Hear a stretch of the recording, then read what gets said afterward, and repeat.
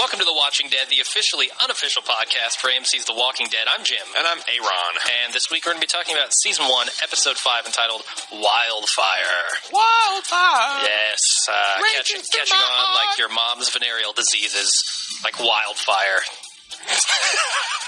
I was going to make like a shitty 80s hair band song, but I like my mom having venereal disease, honestly. All right. Well, we don't really do news or anything in these Season 1 recaps, so let's get right into... Oh, actually, let's do little news, because we had numerous loyal listeners email, tweet, and Facebook the following fact to us, and even post our website. Is this about your mom, too? No. Okay. So I guess Frank Darabont has been talking about his vision of Season 2, and This is not spoilery? No, because it's not going to happen. So Season 2 is supposed to open with a long flashback, like a 15-minute flashback, that focused on, in passing, how Dale and Andrea and Amy running through the devastation of, Atlanta being overrun by the zombies. Mm-hmm. But it focused on the dead soldier that was in the tank with Rick that came back alive. Before he was zombified. Right, and you see his, final 10 minutes, and he gets bit, and he struggles back to the tank, and then it expires. And then you see, time-lapse photography, and then Rick jumps in the tank with him, and then the Season 2 begins proper. What do you think? Would that have been a better way to open it? Because I have big problems with it. Yeah, hell no. That would have been a horrible way to open it. Because, at that point, we would be 7 episodes into the series. Mm-hmm. And they're going to take the focus off of the cast of characters that we already haven't connected with. Right. They're going to waste more time on a character who we know is already dead and that story is going nowhere. Right.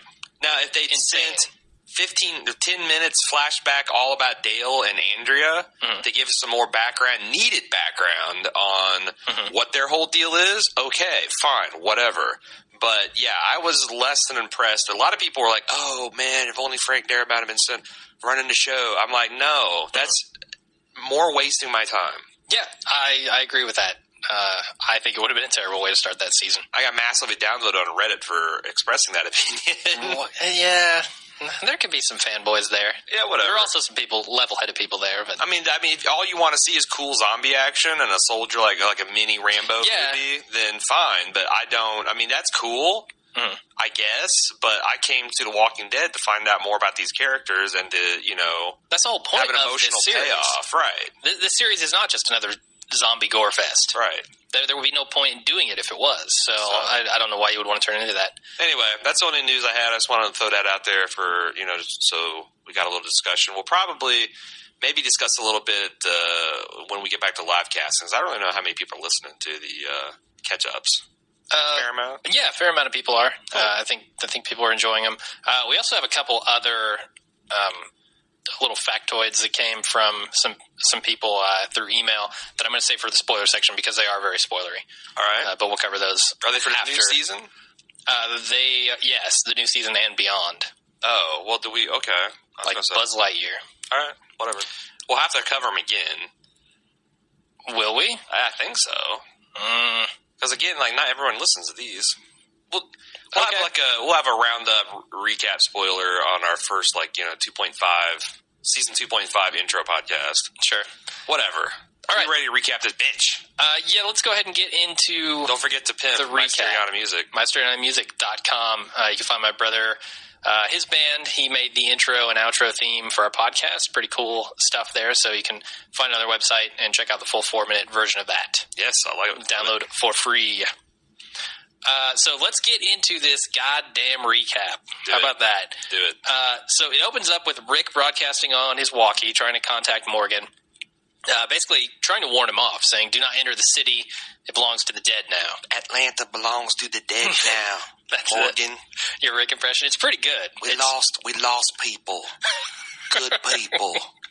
Yeah, it's got a hint of British in there. I do. I put a little bit of British mixed with a little bit of George W. Bush. And that's my Rick impersonation. Awesome. So, yeah, we kind of rediscovered why Rick is doing this a couple episodes ago. Yeah. So he doesn't seem like a total fool when he's broadcasting. And it's dawn, staring right into the sun. Yep. Probably not good. Just like you said. So then they start to clean up the bodies out of camp because they were attacked last episode, obviously. Right. But they run into some problems because Andrea won't let them touch Amy. No. And Glenn won't let them burn the bodies. Right. We have... so Andrea is catatonic. She's non-responsive at this point. Mm-hmm. Daryl's utilitarian. He's going around with a pickaxe and just making sure fools stay dead. Yeah, Daryl, man, he's awesome. Brutalizing heads with this pickaxe. Shane's a pragmatist, saying that, hey, we got to address this Amy situation dead on. And, Daryl's like, yeah, hell yeah. It's like, if she won't listen to reason, I can shoot a turkey from... Yeah, between the eyes from here. From where we're standing. Yeah. So, because... have we got it right? Because I talked about Andrea being a gun nut for episode 2. Because she just pulled the gun and points it right at Rick's head for no good reason. Yeah. And she reprises this time, only this time reminding that she knows how the safety works. It's even more menacing. Yeah, thanks for that, Rick. Now I can shoot you. Let me go with this. In Andrea's head, it's acceptable to shoot a person in the face because they're concerned that your zombified sister is going to come back to camp and hurt you and everyone else. It appears so, yes. And now, why do we hate the women in the show? I'm having a hard time. I'm just not seeing it with the rewatch. Yeah, I don't know. Do we have like it just seems like in this group. Let's talk about ultimatums. Okay. Nobody wants to give an ultimatum in this thing. It's like, we all have to stick together, and we all have to get along, and everyone has to be, in this survival situation, everything has to be done by consensus, except for laundry. Laundry by fiat must be done by the women. With women with breasts and a vagina, and the penises cannot be involved. Sure. That's the only ultimatum, apparently, that's been delivered. Yeah, that's been handed down. Do you want to wait until your sister reanimates and gets up and, tears your face off? Whatever, cool. You want to decide to hide a wound on your body, that kind of stuff, who's going to judge? But I just don't get it. Why? I don't know, man. I feel like it's the notion of wanting to have more people, like safety in numbers, versus everybody having a difference of opinion as to what the right thing to do is. Well, it's like that. I buy that. Because especially it's manifest in this episode between Rick and Shane, with one wanting to go to Fort Benning and one wanting to go to the CDC. And we see how that plays out in this episode. But that, to me, is a struggle here. Right. I think doing this is the right thing, but we also need to stick together, so I'm not going to leave the group just because we're doing something else. But it seems like everybody's cool with, leaving Merle behind, who is dangerous in his own way, but no one's cool with leaving, okay, well, if you want to do this, fine, we're taking off. Yeah. Everyone's got to bury the bodies, all this kind of stuff. No one is cool with leaving that kind of dangerous behavior behind. Yeah, I don't know about that. I mean, they were kind of forced into the Merle thing a little bit because they were on a time crunch and the zombies were closing in. They had to do something. They could have brought him with them. Well, I thought they're forced into it because he started waving a gun around. What's the difference between Merle and fucking Andrea? Well, they're both waving a gun around to get what they want. That's not rational. Yeah, but they went back for Merle, and they only left him, after T-Dog dropped the key. All right. There was no way to get him out at that point. Sure. But I'm saying, they didn't put up with his shenanigans either. No, I gotcha. And, Jim, digs a hole. He can't fucking dig a hole. Yeah, they won't let him just dig. They won't let him just dig a hole. But yeah, what the hell? I don't know. It's their tolerance for bullshit seems to... Maybe they thought he was going to China. He was just leaving them. Bye, guys. I'm going to China. We got to stick together, Jim. You cannot dig this hole to China. Lori, back me up. Awesome. So, but yeah, I don't know. I just really like Daryl here. But he's maybe justifiably mad that his brother is dead, or he thinks he's dead. He says, my brother's dead. And he blames them. He's like, you had this coming, this attack. No, he said, you left my brother for dead. Yeah. I don't think he's really you had this coming. Right. Yeah, so obviously Daryl, plus that he's mad that he's surrounded by dumbasses, apparently. Exactly, because there's a lot of tension between Daryl and the group right now. Right. Still, they kind of hit it really hard last episode, but then they slide into this kind of neutral zone, but there are still those underlying tones in the group. So what'd you think? Next thing we saw was Jackie spotted some blood on Jim's shirt. Mm-hmm. Jackie's, if Dale had seen this, he'd have had like this little quiet powwow and be like, hey, if you want to tell the group, it's up to you. It's like at your own speed, man. Jackie's like, Jim got bit. Yeah, I like it, man. Yeah. Just, no bullshit. Walker got this boy, Yeah. I liked it too, and I thought Daryl was instantly like, well, I got this pickaxe, so I'm just going to take him out, yeah. Oh, right. and he goes over to attack him, but then Rick pulls the gun on him. I find that something creepy about the fact that you're bit and you're dead, but you're not dead. It's kind of like, when you get radiation poisoning and like you have 2 or 3 days where you're just perfectly healthy until like all your the cells start to decay. Yeah, and then you just die. Yeah, but it's already happened. You're dead. Or like in Aliens when the facehugger gets you and then it falls off. It's like, man, I'm just hungry. Let's get to you. And then like, it's something I find creepy about like a death sentence that's been handed down and there's nothing you can do to get out of it.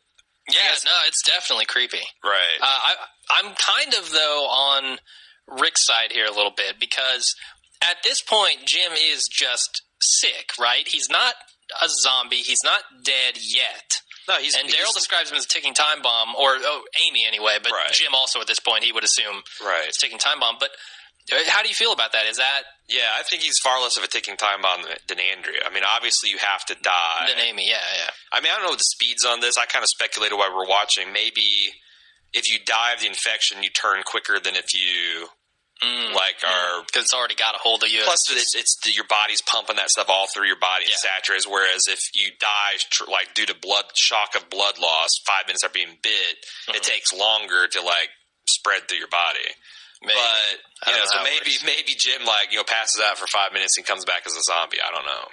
Maybe I don't know, but it just seems to me like Rick's kind of got the right idea. Maybe he can be cured. Yeah. So we need to get He's the whole argument. Rick's position, we need to get him to the CDC while Jim still has a chance. That's his best chance. Going into the heart of fucking Georgia. Yep. And Shane's like, fuck that. We need to get to Fort Benning. There's probably medics there, and there's going to be... And somewhere protected, yeah. Yeah. Which is hard to argue with, honestly. Yeah, I like both options. And obviously they decide to go to the CDC later, but we'll get there. So then Dale comes over to pay his respects to Amy, talks to Andrea for a little bit, describes the situation with his wife. And I gotta say, I had never noticed this before, but Dale's eyebrows are crazy, man. Yeah, he's got some not just old man eyebrow crazy, but like he combs them up and out and teases them, and it's crazy. Not quite eyebrow man, but it's. I think that's in his contract. Like AMC requires each one person in each show to have crazy eyebrows. True. You got Bogdan over in Breaking Bad. Yeah. I feel that. So then we find out that Andrea is feeling guilty about not spending more time with her sister before she died. Right. Because she's got the birthday present that she had wrapped up in toilet paper, used toilet paper last episode. Did you see? So we don't get any of Dale's story except for somehow he was attached to these girls. And he says they're the first ones he let himself be emotionally, or the first people he let himself care for after his wife died of cancer. Does that give us any clues as to, we see how he's really protective of Andrea later on. Does this give us any clues as to why that is, or if it's more romantic, or if it's great? Not really, because, it would, to me it feels less romantic because he includes Amy in the statement. So he's not like, unless he's emotionally, romantically attracted to both of them, that seems a little weird to me. Maybe he's a polygamist. He liked Amy better, but that's, that's gone. Yeah, I got you, but that would just be weird if he was the backup play. If he had this weird three-way relationship going, this romantic thing. A Three's Company with sisters. Yeah, too weird for me. Yeah. Dale doesn't seem the type for that either. I don't know. So then Daryl's still chopping away at zombies. Well, the other thing is so this is a great conversation, but it didn't really affect how Andrea deals with it. No. She's like, well, that's a nice story and about letting go, but I'm still going to wait for my sister to come back to life. Thank you very much. Yeah, it has no effect. Anyway. What does have an effect is Daryl's pickaxe. Yeah, it does. Because Daryl is bringing down some thunder on some zombie bodies. And Carol comes over and she's like, let me do this, and we see Ed down there. And you think the way she's talking about it is like she's going to do it like with some kind of extra dignity or tenderness or something. Sure. And then she starts swinging for the fences on this guy. Yeah, she even disturbs Daryl a little bit. Daryl has to look away. He's like, ooh, 4 hits to the head, really? Right. Like this dude looks like his head looks like a rotten cantaloupe now. I think you can stop. But what we noticed is there's some weird editing going on here because Carol obviously lines up to hit this zombie, which is not Ed. There's 2 zombies on the ground. Yeah, 3 actually, but 2 concerned zombies. One looked like an African American, totally eaten away, like leg gone, torso, stomach's missing, all the stuff is gone, and then one was Ed, and one was in the darkness, and Ed was in the light. Yeah. And when she's lining up and looking down and all this stuff, she's looking at the wrong zombie, and she swings at the wrong zombie. But then they show her hitting, obviously, Ed. Yeah, they cut to the correct one. Right, weird, just a mistake. I don't know how they didn't pick up on that. Well, during filming, like, hey, you're not looking at Ed, Carol. Look at Ed. Well, I just wonder if that's when you say this. I just wonder if that's what they did that in pickups, like. That wasn't filmed all on the same day. Maybe. I thought I saw Daryl in the background of the Ed one, though. Like when it swings down and hits him in the head. Right. I thought so. Maybe not, though. I don't know. You might be right. So then Amy comes back to life. And this scene, I've got to say, it both annoys me and it's awesome at the same time. Yes. Because it is so well acted. Yeah. On both of their parts, I think. I think Laurie Holden does a fabulous job. I don't know the name of the girl who plays Amy, but her acting is incredible. Mm-hmm. The way she comes back to life, and you think that she's recognizing Andrea and that she's like connecting with her or something, but then it just turns out she wants to eat her flesh. Yeah, I mean, that was really well done. When they first come out, she's like discoordinated, thinking like you said, you could recognize her, and you're like, well, okay. You think maybe the power of love will overcome the zombie infection. Right. And her Emma Bell is the actress that plays her. But, I thought the same thing, and then nope. And I was also, while Amy was coming back to life, Andrea put her ear in Amy's mouth. And I'm like, could you get your face closer to the flesh-eating zombie? Yeah. Please? Oh, dude, if that was Shane, his lobe would be gone. Oh, yeah, right. It would have just, gravity would have drawn into its mouth. Drawn the mouth to it. I mean, it was great. And I even mentioned, if I lived in a zombie apocalypse, my hobby would be watching zombies come back to life because it's kind of cool. And every single time I've seen it in a movie, it's really some of our listeners send us that one amateur zombie short film where the guy in the penguin suit comes back to life. And it's all... That was a long time ago, wasn't it? Yeah, it was last season, or season 2.1. So several months ago. But they showed him coming back to life. I just think that stuff is really cool. Yeah. I don't think I've ever seen it done as well as in this episode, though. Right. I just really liked it. Mm-hmm. So then they are burying the dead, and Shane basically blames Rick for the attack. He says, hey, you weren't here. We wouldn't have lost these people if you were. But Rick says, no, I went to get the guns, and I think without the guns, everyone would have been dead. We might have lost the whole camp. Which do you fall down on? Which line do you fall down on? I'm trying to remember how much the guns helped. I certainly think they did. I think Shane was down to maybe his last bullet. Didn't he give Rick the last 4 bullets? I don't think they had any bullets there. He gave bullets just for Rick's Python, the 357. Okay. Which he wasn't using. But they were in pretty bad shape there. They're in bad shape. There were 4 or 5 zombies coming at them when Rick and crew showed up. But the melee weapons were pretty effective, and if they had 4 more guys swinging them, what do you think? Yeah, that's a good point. Because Shane couldn't keep everybody protected. I mean, I felt like if too many. If they had 8 guys surrounding the people that had no weapons, they could have probably held off that. But so maybe he's right. He might be right there. I think it's debatable. Yeah. It's certainly not just black and white. But I don't get what is the point of placing blame at this point? It's happened. You now have to deal with it. Well, I think this episode is about the struggle for the leadership position of the camp. Up until this point, definitely, Shane has kind of been the de facto leader, but the group has been kind of that balkanized. You've got Jim and Dale over Lord of the RV, and you've got this, Morales has got him over here. And now we see, for better or worse, the camp is looking to these two guys for leadership, and Shane, maybe he's jockeying like I should be the one in charge. He definitely is, yeah. So that's what I thought it was all about. We'll get to that. That's a good point.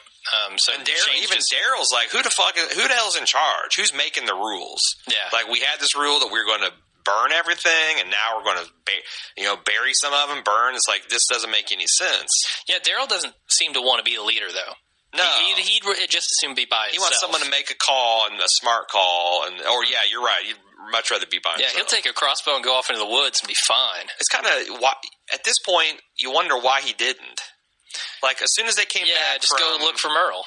Yeah, as soon as they came back with the failed mission to find Merle, I'm kind of surprised he didn't just take off. Yeah.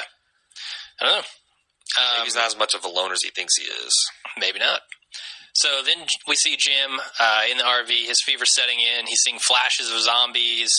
At first we thought it was Jim as a zombie, but it's definitely not. Yeah, I thought that maybe this was indicative of him turning into a zombie. And he was seeing future Jim as zombie. Yeah. But I think he's just seeing the flashbacks of getting bit. Yep. But I thought it was crazy the amount of makeup work that went into these flashes of zombies. Just a tenth of a second of a zombie. And they looked really good because we freeze framed it like you said. Well, I also wonder if that wasn't frames from the previous episode. Because I thought I recognized both those zombies from the nighttime attack. Yeah, I didn't recognize the shots, but... Oh, really? Who knows? I mean, maybe I just didn't recognize them. Right. So then Andrea buries Amy with the help of Dale. And since we're talking about this, I don't get Western burial customs. Yeah. Funerary customs. Being buried kind of creeps me out. I want to be cremated. I want to be shot into the sun. You want to be shot in the sun? Yeah, so like cremated. Spock. Cremated via fusion, solar fusion. Same difference. Sure. Yeah. And like, okay, some people, they find being therapeutic burying the body. Let me take it back to Amy and Andrea. How was waiting for her sister to come back to life and almost eat her face? She said, I love you, and then blew her brains out. How was that therapeutic, man? Why do you want that being your last memory of your sister? It seems less therapeutic than setting her on fire Luke Skywalker style, Like, set Vader's suit on fire, set Amy on fire, and just watch it burn and know that she's not going to come back as a zombie. Right. She's not going to have to experience that. Right. I mean, I think that you'd have nightmares about your sister with them dead fucking eyes. Yeah. And having to blow her brains out. Making that zombie noise and clutching at you, and just none of it was good. I know. Again, that seems like someone should have saved her from that unhealthy behavior. Daryl tried. Yeah. Daryl tried. They wouldn't let him, though. Anyway. So, yeah, it's... And she continues to be kind of a pain in the ass here. No one can touch Amy. She's got a barrier. Drag her body and thump her head into the hole all by herself. Thank you very much. So then Rick looks to Lori for a vote of confidence, basically, and advice on where they should go next. Right. And it seems to me like Lori is on Shane's side if it weren't for her love for Rick. Like, if it weren't her husband saying this, she would be on Shane's side. More to the point, her guilt over what went on with Shane and the last few months that they probably had together. She's like Shane points out, like, our survival is more important than your marriage. Yeah. And kind of like he knows that you think that this is the right course of action. There's no time for marriage therapy. Yeah, but then she steps up and just says, yeah, I'm going with Rick. Right. Rick's right. Right. But I'm kind of torn myself between whether or not to go to the CDC or go to Fort Benning. I don't know, man. I'm still not sure they made the right call. But I don't want anywhere. I mean, after I saw what was going on in downtown Atlanta, I don't go back to Atlanta. That's good. I'm solidly on the point of I like the idea, even if the fort's been overrun with zombies, it's going to have ammo, it's going to have medical supplies, it's going to have things we can scavenge, it's probably going to have fortified areas that we could secure. Let's go there. Yeah, and you don't know that it's been overrun by zombies, which you do know that about Atlanta. Yes. So you're going into the heart of Zombie Town. So as I understand, they're going to Devil You Know, unless the Devil You Know is a city of several million people all dead. Yeah, you know there aren't going to be several million zombies at Fort Benning. Right. Well, you don't know that. Maybe they were like, everyone would flock to Fort Benning, and then the zombie outbreak hit. Anyway, so Rick goes into the RV, sits down with basically a heart-to-heart with Jim. But Jim starts talking gibberish. And he's obviously hallucinating. What do you think he's hallucinating about? Well, he said something about a boat in the mangroves. You said you watched a boat, right? Yeah, and Rick promises to watch that freaking boat. That's what you do when when someone's dying and they want to make a promise. You make the promise. Yeah, especially if you're talking gibberish. So, does this give us any insight into Jim? He's from Florida, I think. I don't know where else mangroves grow. I don't know. I don't even know what a mangrove is. That's like, the tree that has the really weird branches that are like fingers that go out into the water. They make like those scaffold lattice things. And he's talking about, so I'm thinking he's like from the Florida Everglades. Interesting. Yeah, probably. So is that where Dale's from? Since Dale picked up Jim along the way?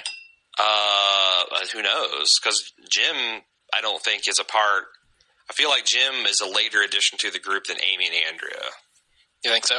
I don't have any empirical evidence. So they drove, either east or south to Florida and then back up to, Jim started going to Atlanta.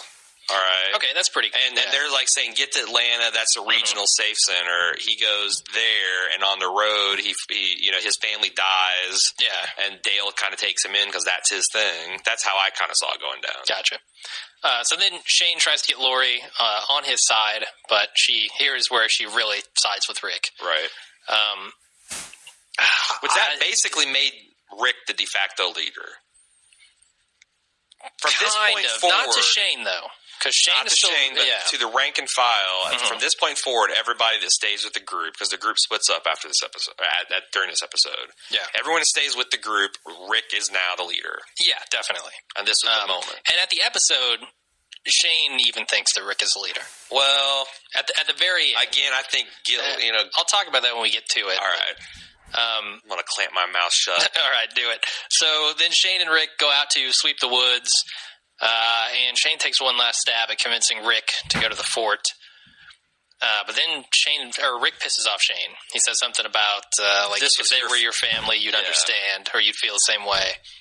And Shane takes offense to that because he's protected them for the last however many weeks they've lived. I think Shane has gotten into his head that is his family. Yeah, now. Yeah. And he's having a hard time dealing with the fact that, actually, the real head of the family is back now. Yeah. So here's where, to me, Shane was the closest to becoming the leader and also decided not to be the leader. Because when he lines Rick up in his sights, he's essentially what I think is going through his head is I'm going to have to kill this guy to get my way, to protect the group, because he thinks he's protecting the group by sending them to Fort Benning. Yeah, so he thinks I'm going to have to kill this guy. There's no other way. I want to talk about this in the spoiler section because seeing this, I'm starting to see some arcs that I didn't see. When I was watching everything through the first time. But then he obviously decides not to shoot him, and we know that Dale sees that, but. Jesus. But Shane, I think when he decided not to shoot Rick, he decided to give in to Rick's authority in the group. Oh, disagree. I think he just couldn't bring himself to kill Rick, and then he was so guilty that he almost did. That just like Lori was guilty and she threw her weight behind Rick on that basis, I think Shane is the exact parallel. Well, this is the moment that Shane decides he's going to the CDC with him. Right. So, yeah. He relents to Rick's But I don't think it's because he sees Rick as a leader. It's just more like, God, I almost killed this guy. This is my way of making up for that. Yeah, yeah.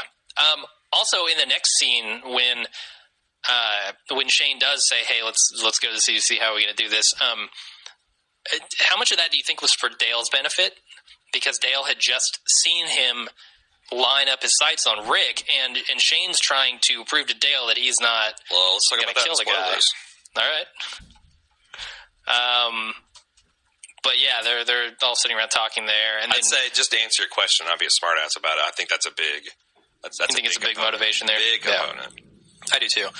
So then Rick tries to tell Morgan via the walkie that they're going to the CDC, and that's when the Morales family, or it's not the Morales family, that's his first name, His right? name is Morales. Okay. Morales and his family, yeah, decide that they're going to Birmingham, where they have other family. It's a fine town in Alabama, the beautiful. Sure, I guess. I don't know anything about it.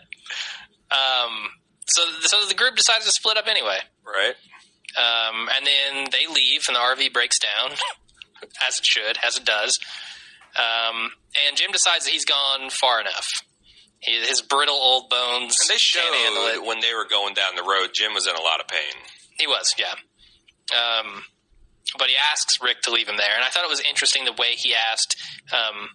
He basically had to give Rick permission not to feel guilty about this. Like, it's my decision, not your failure. Right. Because Rick very much does not want to fail the people, the group, the people that he's protecting. Yeah, he's kind of a little bit of a control freak, too. A little bit, yeah.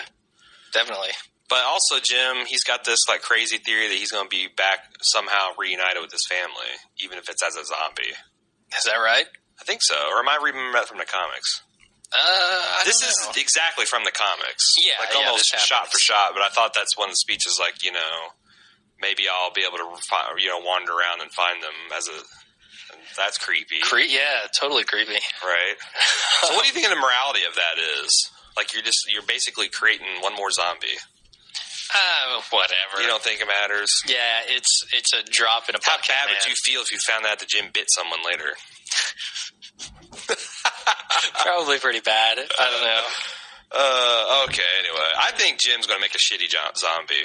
You think so? He's just so gaunt and frail. No, that's the zombie. That's the wheelhouse of the zombie, man. Really? Gaunt and frail? Oh, yeah. See, I think you start off like Arnold Schwarzenegger and you become gaunt for the death process. If you start off gaunt, you're going to be like the 98-pound zombie weakling. He's not going to be strong enough to push himself to the front to get some quality brain and... That's probably true. And stomach matter. Now he's got to compete with Arnold zombies. Yeah, he's going to just be, scrapping over big toes and earlobes. Awesome. And not Shane lobes, neither. Meager lobes. Yeah. Like attached lobes is what he'll be scrapping them for. So then they leave him on the side of the road. Shitty zombies, I'm calling it. And Rick wants to give him a gun, but Jim says, no, you're going to need it. Take it with you. I think that's smart on Jim's part. I think that was also He's not going to use it anyway. Rick's one last, don't do this, man. This is horrific. Here's a gun. If it gets too bad, shoot yourself in the head. And Jim's like, no, I kind of want this. Yeah. Again, it might be an interesting experience turning into a zombie. Yeah, who's to say? Yeah. Might be like tripping on acid or something. Yeah, it's like I was talking to with this on chat that Aldous Huxley, who's like this LSD researcher, wasn't he? Informally, I think. I thought it was official. No, he might be. I don't know. Anyway, he died of old age. I think 69 or whatever. I don't know if that's old age or not. He died of he was fatal disease, and when he lost the ability to speak, he asked for his wife to shoot him up with LSD. Yeah. And 3 hours later, he died. So that's what Jim wants. Jim wants one last acid trip before he goes. And it's like, it doesn't look like it's a good trip. No, it's like it's full of screaming zombies and brittle bones. Yeah. Oof, no thanks. The set and setting are not so good. I don't think he's going to have a good trip. So then the episode takes a turn here. Like a very violent turn. Jenner comes on. A guy named Jenner comes on the screen. He's talking to the camera. Style. And it's all like broken up and bad reception. Which I don't know why it would be bad reception within the CDC.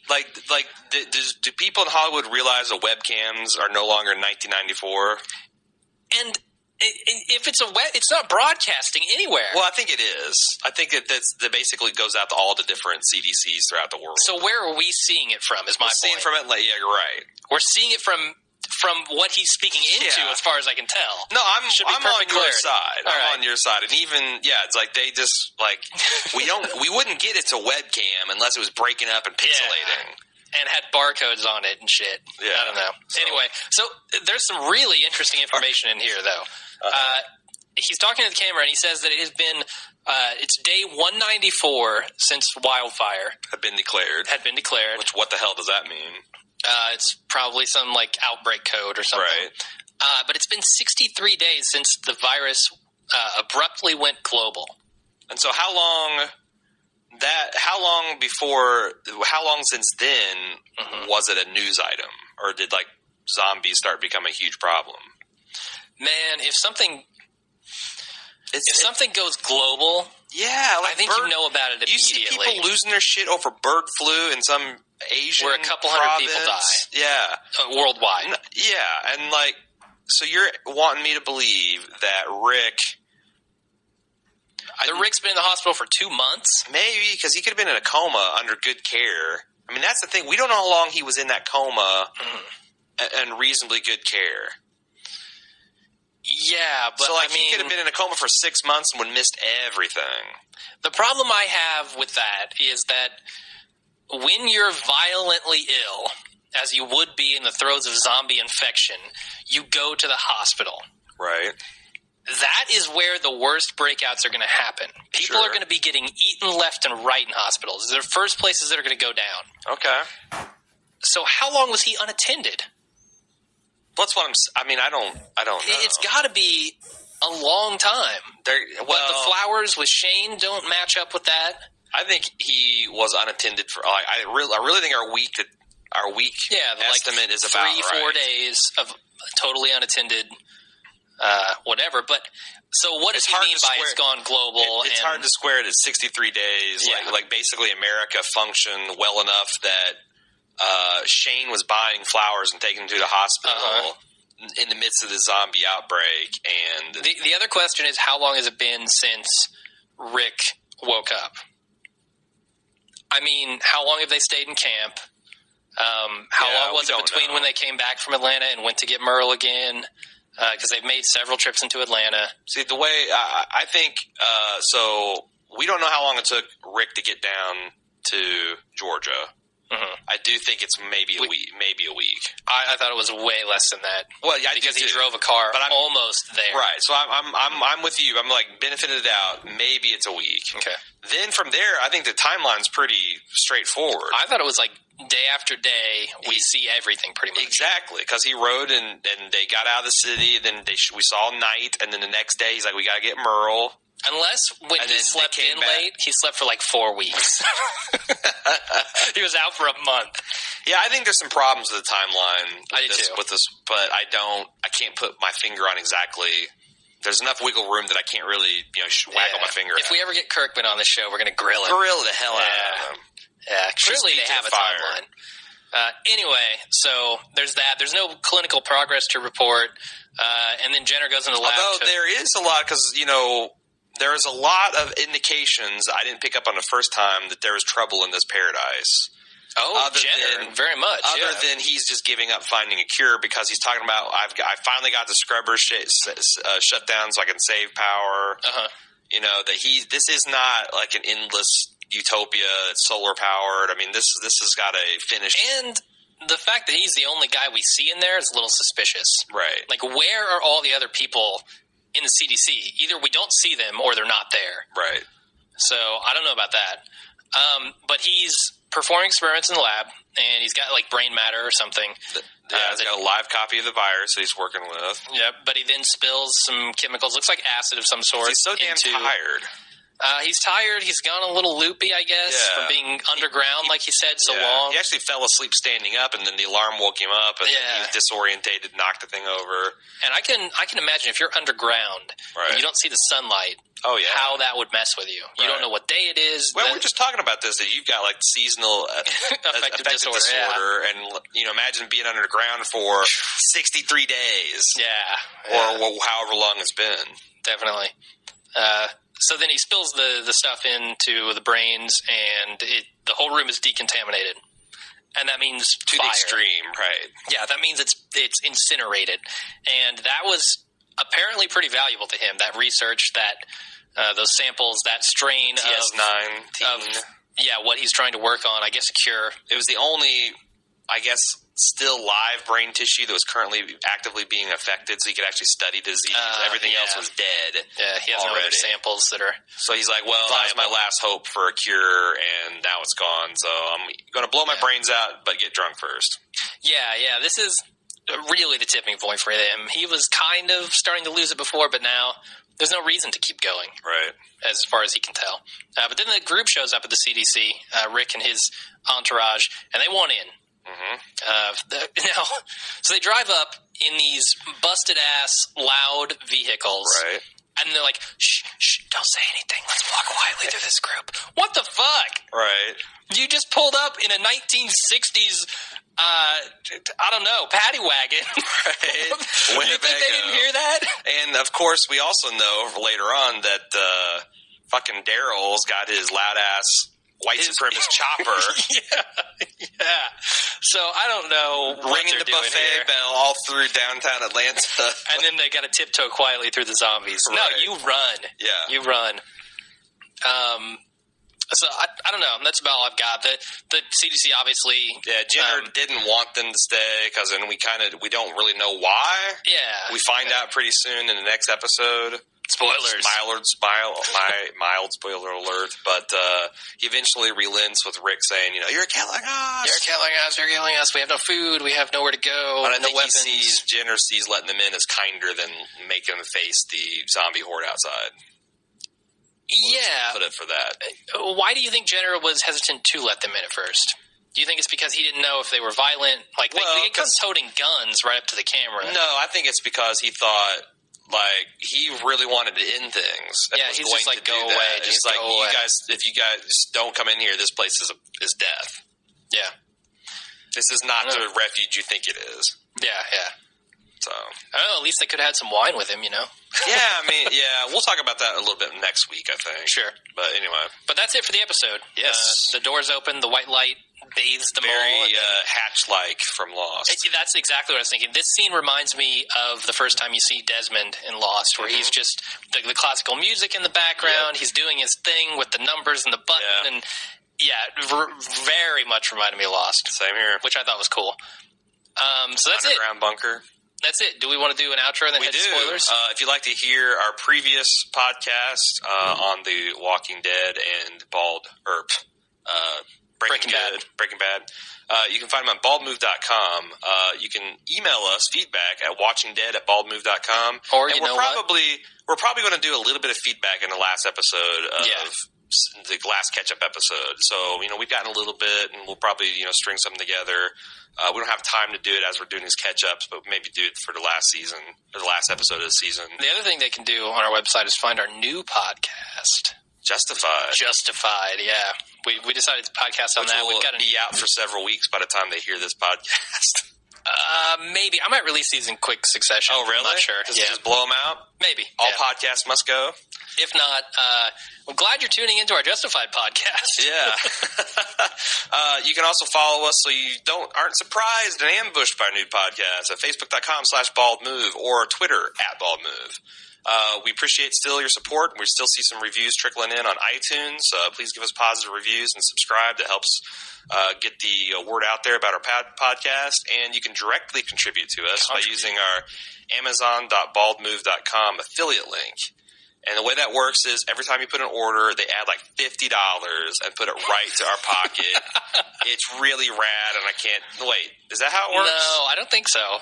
I think the way it works is anything you buy on Amazon – you buy stuff on Amazon anyway. You're listening to podcasts. You're hip. Sure. You got Amazon Prime. The stuff you buy anyway, you use amazon.baldmove.com, and nothing gets added to your order. It's the same great low prices, same great shipping, and we get a little teeny tiny kickback from Amazon. And that helps us pay for the bandwidth and beer and lights here at the Bald Move headquarters. All right, that's it for this episode. Stick around after the music for spoilers, and we will see you next week. Until then, I'm Jim. And I'm Aaron. Bye.